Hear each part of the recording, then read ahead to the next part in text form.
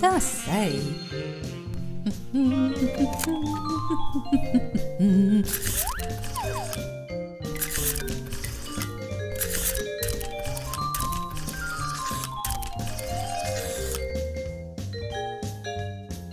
Hallo, liefste moeder. Elisabeth, Maar bedoel mevrou TV Beeldradio. het jy nou alweer 'n nuwe glansnaam? Hierdie een bevorder werklik my loopbaan. Al die regisseurs en goed wat dit hoor vereenselwig my onmiddellik daarmee om op televisie te wees. Dit werk in op hulle onderbewussyn. Dan dink hulle eerste aan mevrou Tilly Visie Beeldradio vir al hulle televisiekarakters. Goed Elisabeth, wanneer sien ons jou weer op die kassie? Gou.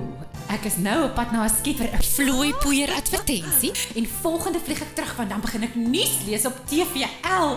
Jee, ek sien so uit. Is jy te gekies daarvoor? Maar baie geluk! Nou kan jy al die slegte, walglike dinge wat gebeur oordra aan die mense. Maar ek sal sorg dat daar goeie nuus ook is. Dit sal lekker wees.